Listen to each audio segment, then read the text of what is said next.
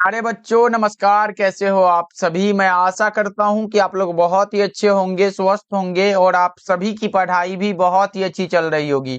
तो बच्चों आज का ये क्लास आप सभी के लिए बहुत ही ज्यादा इम्पोर्टेंट है, क्योंकि आज के इस क्लास में हम लेके आए हैं आपके लिए 12th क्लास के बायोलॉजी का top 50 most important objective question. और बच्चों यकीन मानो ये सारे के सारे प्रश्न आपके बोर्ड एग्जाम के लिए बहुत ज्यादा इम्पोर्टेंट है।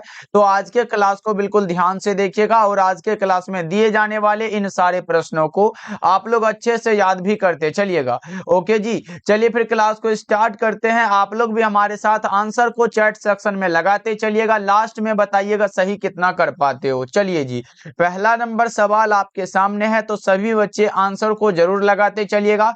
मात्र हम 50 ऑब्जेक्टिव इस क्लास में होगा। देखते हैं, टेस्ट के तौर पर ये क्लास होने वाला है बच्चों, इसलिए हम देखते हैं कि इस 50 ऑब्जेक्टिव में आप लोग सही कितना कर पाते हो। जिसमें कि पहला नंबर सवाल आपके सामने है, बता दो पूछा जा रहा है क्या है बच्चों। देखो, आगरा स्थित विश्व प्रसिद्ध ताजमहल को मुख्यतः किस गैस से खतरा है। क्या है बच्चों, क्या वो CO2 है, NO2, SO2 या फिर CFC। बता दो, यानी कि CFC यानी कि क्लोरोफ्लोरोकार्बन। अब बताओ बच्चों क्या होगा इसका करेक्ट आंसर आपका, कौन सा लगा रहे हो। 1 का सही जवाब हो जाएगा SO2। करेक्ट आंसर आपका ऑप्शन सी हो जाएगा बच्चों। सारे प्रश्नों को आप लोग याद करते चलोगे। चलो आगे बढ़ते हैं, अगला नंबर सवाल देखो। दूसरा नंबर सवाल है कि अत्यधिक समय तक बार बार विकिरणों के प्रभाव से क्या होता है। अत्यधिक समय तक बार बार विकिरणों के प्रभाव से जो होता है वो आपको बताना है क्या होता है। 2 का करेक्ट आंसर क्या होगा, वो हो जाता है त्वचा कैंसर। आपका सही जवाब ऑप्शन ए होना चाहिए। क्या लगा रहे हो, 2 का नहीं भाई, सी नहीं होगा, ऑप्शन नंबर ए बिल्कुल सही हो जाएगा। ओके चलो, गुड इवनिंग बच्चों। चलो आगे बढ़ते हैं, अगला नंबर सवाल देखो। तीसरा नंबर सवाल पूछा जा रहा है, इनमें कौन प्राकृतिक वायु प्रदूषक है। प्राकृतिक वायु प्रदूषक का नाम आपसे पूछा जा रहा है, जल्दी से बता दो क्या होगा इसका करेक्ट आंसर। वो हो जाता है ज्वालामुखी से निकली गैस, से परागकण होता है, धूल कण होता है, ये सारे के सारे होते हैं बच्चों। आपका correct answer option number D हो जाएगा, बिल्कुल करेक्ट आंसर। ओके चलो आगे बढ़ते हैं। सारे बच्चे क्लास को लाइक करते चलिएगा। जितने बच्चे नए नए जुड़ रहे हो, डेली क्लास करना चाहते हो, तो डेली क्लास का टाइम हमारा शाम के 6 बजे है और शाम के 8 बजे है। तो बच्चों दोनों क्लास को जरूर ज्वाइन करिएगा, इसलिए सारे बच्चे सब्सक्राइब कर लीजिएगा। चलो आगे बढ़ते हैं, अगला नंबर सवाल देखो। चौथा नंबर सवाल पूछा जा रहा है, पृथ्वी सम्मेलन किस वर्ष आयोजित हुआ था। बच्चों मानो ये सारा प्रश्न आपके बोर्ड एग्जाम में इस प्रकार से आया हुआ है और आपको आंसर लगाने के लिए बोल रहा है, तो मानो आप कितना सही कर पाते हो ये आप पे निर्भर करता है। तो जल्दी जल्दी से आंसर को लगाते चलना, क्योंकि बहुत ज्यादा इंपॉर्टेंट क्लास है आज का। ओके चलो, बता दो पृथ्वी सम्मेलन कब हुआ था बच्चों। ये हुआ था 1992 में। करेक्ट आंसर आपका ऑप्शन नंबर बी हो जाएगा। ओके चलो आगे बढ़ते हैं, अगला नंबर सवाल का जवाब बता दो। पांचवा नंबर सवाल पूछा जा रहा है, स्वस्थानीय संरक्षण का उदाहरण कौन सा होगा। स्वस्थानीय संरक्षण का उदाहरण जल्दी से बता दो। 5 नंबर सवाल का जवाब जल्दी से बच्चों।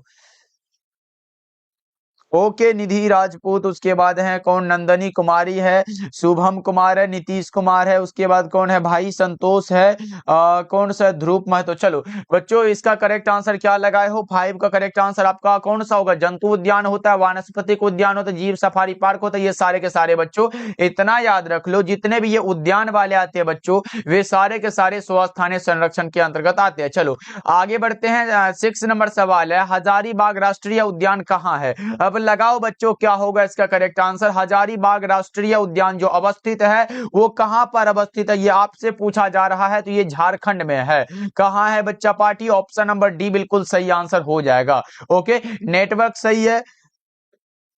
चलो आगे बढ़ते हैं, 7 नंबर सवाल का जवाब बता दो। 7 नंबर सवाल पूछा जा रहा है, जैव विविधता शब्द का सर्वप्रथम प्रयोग कब किया गया है। जैव विविधता शब्द का सर्वप्रथम प्रयोग जो किया गया था, ये कब किया गया। बहुत अच्छे बच्चों, जल्दी से लगा दो। ओके इसका करेक्ट आंसर बता दो। 7 नंबर सवाल का जवाब जल्दी से। ओके ये हो जाता हमारा 1980 में। करेक्ट आंसर आपका 7 का बी हो जाएगा बच्चों। चलो आगे बढ़ते हैं, 8 नंबर सवाल का जवाब जल्दी से बता दो। 8 नंबर सवाल है, किसी आहार श्रृंखला में सामान्यतः प्रथम जीव को क्या कहते हैं। किसी आहार श्रृंखला में सामान्यतः प्रथम जीव को जो कहते हैं वो आप लोग बताओगे क्या बच्चों। 8 नंबर सवाल का जवाब, उसे हम लोग कहते हैं उत्पादक। क्या कहते हैं बच्चों, उत्पादक कहते हैं। आपका correct answer option number A हो जाएगा। चलो ओके ओके, चलो आगे बढ़ते हैं बच्चों। क्लास को आप लोग लाइक करते चलना। मानो ये आप लोगों का क्या है, प्रेजेंटेशन है भाई। अगर आप लोग आए हो तो हमें पता कैसे चलेगा कितने बच्चे देख रहे हो। तो एक बार क्लास को लाइक करते चलिएगा, तब हमें पता चलेगा कि बच्चे को क्लास अच्छा लग रहा है। चलो आगे बढ़ते हैं बच्चों। 9 नंबर सवाल का जवाब जल्दी से बता दो। ऊर्जा का पिरामिड कैसा होता है, जल्दी से बता दो बच्चों। अगर पूछे एनाट्रोपस बीजांड कैसा होता है, एनाट्रोपस बीजांड उल्टा होता है और ऊर्जा का पिरामिड हमेशा सीधा होता है बच्चों। करेक्ट आंसर आपका ऑप्शन नंबर बी हो जाएगा। क्या होगा, 9 का बी बिल्कुल सही हो जाएगा बच्चों। चलो आगे बढ़ते हैं। 10 नंबर सवाल का जवाब जल्दी से बता दो। 10 नंबर सवाल है, घास स्थलीय पारिस्थितिक तंत्र में ग्रास हॉपर क्या होता है। ग्रास हॉपर का नाम जल्दी से बता दो। क्या ये किसके अंतर्गत आता है, क्या वो उत्पादक है, प्राथमिक उपभोक्ता है, द्वितीयक उत्पादकता है या फिर तृतीयक उपभोक्ता है। कौन सा होगा 10 का करेक्ट आंसर बच्चों, जल्दी से बता दो। ओके, इसका आंसर बता दो। 10 नंबर सवाल का जवाब क्या होगा बच्चों। आप लोग लगा रहे हो सर ये प्राथमिक उपभोक्ता के अंतर्गत है। 10 का हम देखना चाहते हैं कि बी लगा रहे हैं बच्चों, बहुत अच्छे। चलो आगे बढ़ते हैं। अगला नंबर सवाल देखो, 11 नंबर सवाल पूछा जा रहा है। 10% का ऊर्जा प्रवाह नियम किनके द्वारा दिया गया है। 10% का ऊर्जा प्रवाह नियम जो बच्चों दिया गया, ये दिया गया लिंडेमैन के साहब के द्वारा। करेक्ट आंसर आपका ऑप्शन नंबर ए हो जाएगा। चलो आगे बढ़ते हैं। अगला नंबर सवाल का जवाब जल्दी से बता दो। नेटवर्क प्रॉब्लम है भाई। जैव व्यवस्था में सबसे सुस्पष्ट इकाई को क्या कहते हैं। जैव व्यवस्था में सबसे सुस्पष्ट इकाई को कोशिका कहते हैं बच्चों। क्या कहते हैं, कोशिका। आपका करेक्ट आंसर होगा ऑप्शन नंबर ए। ओके, चलो आगे बढ़ते हैं बच्चों। अगला नंबर सवाल, और सबसे मेन इंपॉर्टेंट बात मैं बता दूं बच्चा पार्टी, जितने भी बच्चे को लगता है कि सर अभी तक हमारा सब्जेक्टिव का तैयारी नहीं हो पाया, अब क्या करे, तो बच्चों हमने जो तैयार किया आपके लिए फिजिक्स केमिस्ट्री और बायोलॉजी का नोट्स, वो अभी तक नहीं लिए हो जितने बच्चे, वो जरूर ले लीजिएगा। क्योंकि अगर आप उस नोट्स को 30 दिन भी अगर अच्छे से पढ़ लेते हो ना भाई, एकदम शिद्दत के साथ पढ़ लेते हो, तो ये हम गारंटी ले लेते हैं कि भाई आप एक सब्जेक्ट में यानी कि फिजिक्स केमिस्ट्री और बायोलॉजी में 80+ मार्क्स लेके आ सकते हो। ये हमारा गारंटी है बच्चों, बस आपको पढ़ने का गारंटी लेना पड़ेगा। मात्र 199 में ये दिया जा रहा है और साथ में हिंदी का फ्री में मिल जाएगा। कॉल करिएगा 7070821685 नंबर पे और जल्दी जल्दी से ले लीजिएगा बच्चा पार्टी, क्योंकि एक सब्जेक्ट में आपको 50 से 60 क्वेश्चन मिलेगा, उसे आपको अच्छे से पढ़ लेना है बच्चों। ओके, चलो आगे बढ़ते हैं। अगला नंबर सवाल की ओर बढ़ते हैं। ये रहा आपका सामने, करेक्ट आंसर आपका ऑप्शन ए हो जाएगा। चलो 13 नंबर सवाल को देखते हैं। पूछा जा रहा है, इनमें कौन बहुरूपता को दर्शाता है। जल्दी से बता दो निम्नलिखित में कौन सा है बच्चों जो बहुरूपता को दर्शाएगा। 13 नंबर सवाल का जवाब वो होता है मधुमक्खी, क्योंकि एक ही छाता में देखे होंगे, इसमें नर मधुमक्खी भी होता है, मादा मधुमक्खी और ये हमारा कार्यकर्ता मधुमक्खी भी, ये तीनों के तीनों एक ही छत्ते में होते। चलो आगे बढ़ते हैं। 14 नंबर सवाल देखो, किसी आबादी का स्वरूप किस पर निर्भर करता है। देखते हैं बच्चा पार्टी क्या आप लोग सही कर पाते हो। इस 50 ऑब्जेक्टिव में 50 को एकदम देख लेते हैं बच्चों, क्या करते हो आप लोग। 14 नंबर सवाल का जवाब जल्दी से बता दो। 14 नंबर सवाल का जवाब क्या लगाए हो बच्चों, ये वितरण भी होता है, घनत्व भी होता है, जातीय रचना भी, इनमें से सभी करेक्ट आंसर डी हो जाएगा। चलो आगे बढ़ते हैं। 15 नंबर सवाल है, इनमें कौन रसायन आबादी के जीवों के बीच संचार स्थापित करने में मदद करता है। संचार स्थापित करने में जो मदद करता है उसका नाम आपको बताना है।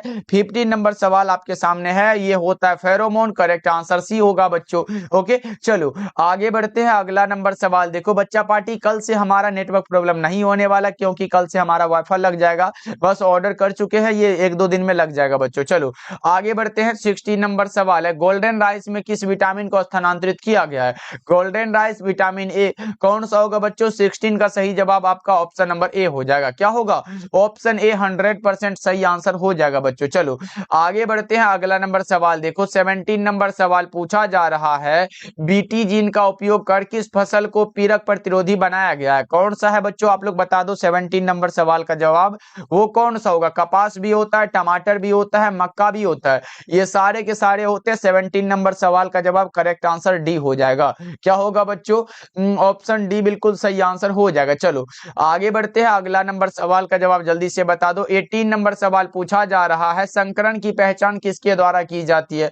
संकरण की पहचान जिसके द्वारा की जाती है उसका नाम है ऑटो रेडियोग्राफी। करेक्ट आंसर आपका ऑप्शन नंबर बी हो जाएगा बच्चों। चलो आगे बढ़ते, अगला नंबर सवाल है 19 नंबर सवाल पूछा जा रहा है, कौन सा एंजाइम उच्च तापक्रम पर भी सक्रिय होता है। कौन सा ऐसा एंजाइम है बच्चों, जल्दी से बता दो, उसका नाम आपको बताना है। 19 नंबर सवाल आपके सामने है, वो हो जाता हमारा take polymerase, correct answer C हो जाएगा बच्चों। चलो आगे बढ़ते हैं। 20 नंबर सवाल है, एगारोज निम्नलिखित में किससे प्राप्त होता है? एगारोज जो प्राप्त होता है बच्चों वो समुद्री घास से होता है। ये तो हमने कई बार पढ़ा चुका है बच्चों, ये आप लोग गलत नहीं करोगे। नहीं करोगे ना बच्चों? चैट सेक्शन में एक बार बता दो कि आज का क्लास आपको कैसा लग रहा है बच्चों। अगर अच्छा लग रहा है तो सभी बच्चे एक बार क्लास के लाइक वाले बटन को दबा दो भाई। चलो आगे बढ़ते हैं। जितने बच्चे ओके, नेटवर्क प्रॉब्लम है समझ रहे बच्चों, लेकिन कल से या फिर एक दो दिन के बाद से हमारा नेटवर्क प्रॉब्लम एकदम सदा के लिए गायब हो जाने वाला है बच्चों।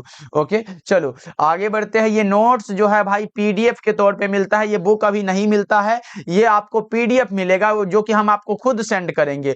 तो कॉल कर लीजिएगा, ये मात्र 199 चार्ज लगता है, कोई बड़ा चार्ज नहीं है बच्चों। ये 70 70 82 16 85 नंबर पे कॉल करिएगा और ये फिजिक्स केमिस्ट्री और बायोलॉजी का नोट्स आपको मिल जाएगा। जो इंपॉर्टेंट क्वेश्चन है सिर्फ उसी को उसमें दिया गया बच्चों। मात्र 50 से 60 क्वेश्चन पढ़ना, उतना ज्यादा पढ़ना नहीं है क्योंकि एग्जाम बहुत नजदीक है बच्चों। चलो आगे बढ़ते हैं। अगला नंबर सवाल देखो, 21 नंबर सवाल है, इनमें कौन रेस्ट्रिक्शन एंजाइम नहीं है? रेस्ट्रिक्शन एंजाइम जो नहीं होता वो पैक्टिनेज होता है। क्या होता है बच्चों? पैक्टिनेज। करेक्ट आंसर डी हो जाएगा। क्या होगा? ऑप्शन डी बिल्कुल सही हो जाएगा। चलो हाँ, ये दोनों मीडियम के लिए भाई, हिंदी इंग्लिश दोनों मीडियम वालों के लिए ये नोट्स बनाया गया है। इंग्लिश मीडियम वालों को बायोलॉजी नहीं मिलता। देखो डीएनए को देखने के लिए प्रयोग किया जाता है किसका?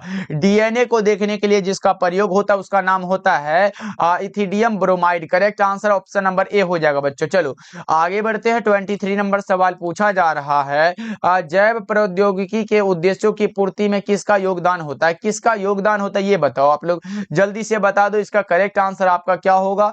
23 नंबर सवाल आपके सामने है और आपका आंसर आ रहा है कि सर वो हो जाता है आनुवांशिकी, अभियांत्रिकी, सूक्ष्म जीव विज्ञान, आणविक जीव विज्ञान, ये सारे के सारे होते हैं। करेक्ट आंसर आपका ऑप्शन नंबर डी हो जाएगा। ओके चलो आगे बढ़ते हैं। अगला नंबर सवाल देखो, ये थोड़ा हार्ड क्वेश्चन है बच्चों, इसलिए बुक से लिया गया प्रश्न। आपको पता होना चाहिए कि आजकल क्या होता है, कुछ नया नया प्रश्न आ जाते हैं, बुक से पूछे जाते हैं प्रश्न। तो बच्चों आपको क्या करना, सारे चीजों को याद करते चलना है, मतलब बुक से हो कहीं से हो आपको याद करते चलना है। चलो आगे बढ़ते हैं। अगला नंबर सवाल देखो, पूछा जा रहा है, पेनिसिलिन एंटीबायोटिक उत्पन्न किया जाता है किससे? पेनिसिलिन एंटीबायोटिक जो उत्पन्न होता है वो कवक से होता है। करेक्ट आंसर बी हो जाएगा। चलो 25 नंबर सवाल है, कवक एवं उच्च कुल के पौधों के जड़ों के बीच बनने वाले सहजीवी संबंध को क्या कहते हैं? बनने वाले सहजीवी संबंध को माइकोराइजा कहते हैं बच्चों। क्या कहते हैं? माइकोराइजा। करेक्ट आंसर आपका ऑप्शन नंबर बी हो जाएगा। ओके चलो आगे बढ़ते हैं। अगला नंबर सवाल देखो, 26 नंबर सवाल पूछा जा रहा है, पनीर में विशेष प्रकार की सुगंधी किससे आती है? पनीर में जो विशेष प्रकार की सुगंधी होती है बच्चों वो होती है किसके कारण? जीवाणुओं से। करेक्ट आंसर आपका ऑप्शन नंबर सी हो जाएगा। ओके बच्चों चलो आगे बढ़ते हैं। अगला नंबर सवाल देखो, 27 नंबर सवाल है, इनमें कौन गाय की प्रजाति नहीं है? गाय की जो प्रजाति नहीं है उसका नाम बताओ। ये सुरती तो भैंस की प्रजाति है ना बच्चों। करेक्ट आंसर आपका ऑप्शन नंबर डी हो जाएगा। ओके चलो आगे बढ़ते हैं। अगला नंबर सवाल का जवाब जल्दी से बता दो। 28 नंबर सवाल है कि कृत्रिम तरीके से उन्नत नस्ल के वीर्य को एकत्रित करना क्या कहलाता है? कृत्रिम तरीके से उन्नत नस्ल के वीर्य को एकत्रित करना क्या कहलाता है ये बता दो। ये कहलाता है वीर्य संचयन। करेक्ट आंसर आपका बी हो जाएगा। ओके बच्चों क्लास को कम से कम भाई 100 लाइक जल्दी जल्दी से आप लोग ये जल्दी से इसको पार करो भाई। 100 लाइक अभी पार हो जाना चाहिए क्योंकि बहुत सारे बच्चे हमारे साथ जुड़े हुए हैं। क्लास में लाइक बहुत कम है, सारे बच्चे एक बार 100 लाइक जल्दी से पार कर दो बच्चा पार्टी। देखते क्या ये टारगेट आप लोग पूरा कर सकते हो, यस नो? ओके चलो हाँ, आगे बढ़ते हैं। अगला नंबर सवाल देखो, 29 नंबर सवाल है, सेकेरम बारबेरी मूलतः उगाया जाता है किसमें? कहां पर उगाया जाता है बच्चों ये बता दो। ये उगाया जाता है उत्तरी भारत में। करेक्ट आंसर आपका ऑप्शन नंबर बी हो जाएगा। ओके बच्चों चलो आगे बढ़ते हैं। अगला नंबर सवाल देखो, 30 नंबर सवाल है कि मेहसाना किसकी प्रजाति है? जस्ट हमने बताया मेहसाना आए, सुरती आए, ये सब क्या है? भैंस की प्रजाति है बच्चों। आपका correct answer option number B हो जाएगा। ओके चलो आगे बढ़ते हैं। अगला नंबर सवाल का जवाब जल्दी से बताओ बच्चों, क्या होगा इसका करेक्ट आंसर? आपके सामने ये रहा सवाल। 31 नंबर सवाल, एक ही नस्ल के पशुओं के बीच प्रजनन को क्या कहते हैं? एक ही नस्ल है तो बताओ क्या होगा इसका करेक्ट आंसर, वो हो जाता है अंतः प्रजनन। करेक्ट आंसर आपका ऑप्शन ए हो जाएगा। आगे बढ़ते हैं, 32 नंबर सवाल पूछा जा रहा है, टी लिम्फोसाइट कहाँ उत्पन्न होता है। ऐसे बी लिम्फोसाइट भी उत्पन्न होता है, बी लिम्फोसाइट भी अस्थि मज्जा में उत्पन्न होता है, और टी लिम्फोसाइट भी अस्थि मज्जा में ही उत्पन्न होता है बच्चों। आपका करेक्ट आंसर हो जाएगा ऑप्शन नंबर डी। क्या लगाए हो 32 का बच्चों, एक बार देख लिया जाए ऑप्शन डी लगाए हो कि नहीं, यस नो। ओके चलो आगे बढ़ते हैं, 33 नंबर सवाल का जवाब जल्दी से बता दो। 33 नंबर सवाल पूछा जा रहा है, प्राकृतिक चुनाव का प्रवर्तक कौन है। प्राकृतिक चुनाव का प्रवर्तक का नाम आप बताओगे और आपका आंसर आ रहा है सर वो डार्विन साहब है। करेक्ट आंसर भी हो जाएगा। चलो आगे बढ़ते हैं, 34 नंबर सवाल है, केवल अफ्रीका में ही पाए जाते हैं। कौन से ऐसे भैया है जो केवल अफ्रीका में पाए जाते हैं। जिराफ हुआ, जेबरा हुआ, गोरिल्ला हुआ, कौन से हैं बच्चों। करेक्ट आंसर क्या लगाओगे इसका जल्दी से बता दो। 34 नंबर सवाल का जवाब वो हो जाता है सारे के सारे। करेक्ट आंसर डी हो जाएगा। चलो आगे बढ़ते हैं, 35 नंबर सवाल है, एकिडना क्या होता है। एकिडना है कनेक्टिंग लिंक। क्या है बच्चों, कनेक्टिंग लिंक है। आपका 35 का ऑप्शन नंबर ए हो जाएगा। क्या होगा, ऑप्शन ए बिल्कुल सही आंसर है बच्चों, याद रखोगे आप लोग। चलो आगे बढ़ते हैं, अगला नंबर सवाल देखो, ये रहा आपके सामने 36 नंबर सवाल, पक्षियों एवं कीटों के पंख कैसे होते हैं। पक्षियों एवं कीटों के पंख के बारे में जल्दी से बताना है बच्चों, और आपका आंसर अभी तक नहीं आया है जल्दी से बता दो। वो असमजात अंग होता है। करेक्ट आंसर आपका ऑप्शन नंबर बी हो जाएगा। कोई दिक्कत बच्चा पार्टी। चलो क्योंकि हम लोगों ने पढ़ा है असमजात अंग ऐसे अंग होते हैं जिनकी संरचना और उत्पत्ति अलग अलग होती है लेकिन कार्य समान होता है। देखो पक्षी का भी कार्य है कि सर हमें उड़ना है, और कीट भी कहते हैं कि सर हमें उड़ना ही है, तो कार्य दोनों का समान है लेकिन संरचना क्या है, अलग अलग है, भिन्न है। चलो आगे बढ़ते हैं, ग्रिफिथ ने किस प्रयोग से यह सिद्ध किया कि डीएनए ही अनुवांशिक पदार्थ है। ग्रिफिथ साहब ने यह सिद्ध किया है, तो आपको बताना है कौन से प्रयोग से सिद्ध किया था। वो होता है रूपांतरण से। करेक्ट आंसर आपका ऑप्शन ए हो जाएगा। चलो आगे बढ़ते हैं, 38 नंबर सवाल है, जेड डीएनए के एक पूर्ण घुमाव में कितने बेस पेयर्स होते हैं। जेड डीएनए के बारे में आपसे पूछा गया बच्चों, आपको बताना है कौन सा होगा इसका करेक्ट आंसर, तो वो होता हमारा 12 होता है, याद रखोगे। ओके चलो ओके ओके चलो आगे बढ़ते हैं, अगला नंबर सवाल का जवाब जल्दी से बता दो। 39 नंबर सवाल पूछा जा रहा है, प्रोटीन संश्लेषण में एमिनो अम्ल को सक्रिय करने में किसकी आवश्यकता होती है बच्चों। ऊर्जा की आवश्यकता होती है। किसकी, ऊर्जा की आवश्यकता होती है। और एटीपी को क्या कहा जाता है, ऊर्जा का सिक्का कहा जाता है। तो क्या लगाओगे 39 का करेक्ट आंसर। ओके डी लगा रहे हो बच्चों, बहुत अच्छे, ऑप्शन नंबर डी बिल्कुल सही हो जाएगा, क्योंकि एटीपी को ही ऊर्जा का ये सिक्का कहा जाता है। देखो बी डीएनए के प्रत्येक घुमा में कुल दूरी कितनी होती है। देखो बच्चों एक होता है हमारा जेड डीएनए, कौन सा, एक होता है जेड डीएनए, उसके बाद दूसरा है बी डीएनए। यहाँ से दो प्रश्न आएगा एग्जाम में, दोनों में से अगर कोई भी आ गया बच्चों तो आप लोग छोड़ के नहीं आओगे, क्योंकि बच्चों मैं बता दूं, देखो बच्चों यहाँ पे पूछा गया है बी डीएनए, यहाँ पे हमारा बी डीएनए के ये घुमा में पूछा गया है, ये 34 एंगस्ट्रम होता है। अब बोलोगे सर जेड डीएनए में कितना होता है, तो जेड डीएनए के लिए 45 एंगस्ट्रम होता है। ये याद रख लो क्योंकि इंपॉर्टेंट क्वेश्चन है। चलो आगे बढ़ते हैं, अगला नंबर सवाल का जवाब जल्दी से बता दो। नुसरत प्रवीण 35 का एक बार देख लेंगे, अच्छा लास्ट में देख लेंगे, गलत है तो वो हम कर देंगे बच्चों। चलो आगे बढ़ते हैं, क्रॉसिंग ओवर की क्रिया कब संपन्न होती है। पैकेटीन की अवस्था में। क्रॉसिंग ओवर की क्रिया संपन्न होती है पैकेटीन की अवस्था में। करेक्ट आंसर आपका ऑप्शन नंबर ए होगा बच्चों। चलो आगे बढ़ते हैं, 42 नंबर सवाल का जवाब जल्दी से बता दो। 42 नंबर सवाल है, जब F1 पीढ़ी के फिनोटाइप एवं जीनोटाइप दोनों है, फेनोटाइप और जीनोटाइप दोनों का अनुपात 1:2:1 हो तो इस प्रकार की स्थिति को हम लोग क्या कहेंगे, ये बताओ जल्दी से बताओ बच्चा पार्टी, आंसर चैट सेक्शन में आना चाहिए। बता दो क्या होगा इसका करेक्ट आंसर, वो होता है अपूर्ण प्रभाविता। करेक्ट आंसर डी होगा। क्या होता है बच्चों, इनकम्प्लीट डोमिनेंस होता है। चलो आगे बढ़ते हैं, भारत में परिवार नियोजन कार्यक्रम कब आरंभ हुआ था। 1951। करेक्ट आंसर आपका ए हो जाएगा। कब हुआ था बच्चों, ऑप्शन नंबर ए बिल्कुल सही हो जाएगा। 43 का ए ही लगा रहे हो आप लोग। चलो आगे बढ़ते हैं, 44 नंबर सवाल पूछा जा रहा है, क्या है, संतानोत्पत्ति नियंत्रण के क्या उपाय है। संतानोत्पत्ति नियंत्रण के उपाय है हार्मोनल विधियां, प्राकृतिक विधियां, यांत्रिक विधियां, ये सारे के सारे मेथड्स है बच्चों। करेक्ट आंसर आपका ऑप्शन नंबर डी हो जाएगा। क्या होगा बच्चों, ऑप्शन डी बिल्कुल सही आंसर हो जाएगा। और अभी तक 100 लाइक कंप्लीट नहीं हुआ बच्चा पार्टी, जल्दी जल्दी से सारे बच्चे एक बार क्लास को लाइक करते चलिएगा। चलो आगे बढ़ते हैं। 45 नंबर सवाल पूछा जा रहा है, और नर युग्मक एवं मादा युग्मक के संयोजन से क्या बनता है। नर युग्मक हैप्लॉइड होता है, प्लस में मादा युग्मक भी हैप्लॉइड होता है, प्लस में ये हमारा 2n का निर्माण होता है, जिसे हम लोग क्या कहते हैं बच्चों, जिसे हम लोग कहते हैं जाइगोट। क्या कहते हैं, जाइगोट। आपका करेक्ट आंसर डी होगा। याद रखोगे, सही जवाब ऑप्शन नंबर डी ही बिल्कुल सही आंसर हो जाएगा। ओके चलो आगे बढ़ते हैं। अगला नंबर सवाल 46 नंबर सवाल का जवाब जल्दी से बता दो। पूछा जा रहा है, निम्नलिखित में कोई एक पुरुष में पाया जाता है। पुरुष में कौन होता है बच्चों, ये बता दो।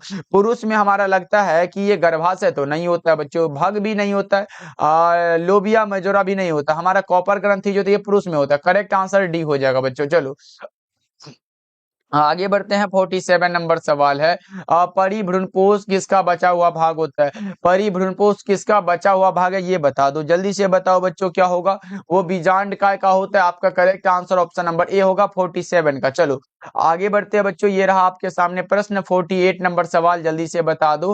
48 नंबर सवाल है, एनाट्रोपस बीजांड कितना होता है। तो जस्ट हमने बताया है, जब हमने क्या बता रहा था कि ऊर्जा का पिरामिड कैसा होता है। तो ये आंसर आप लोगों का गलत नहीं होना चाहिए, हम चाहेंगे कि इसका आंसर आप लोग सही लगाओ। जल्दी से लगा दो।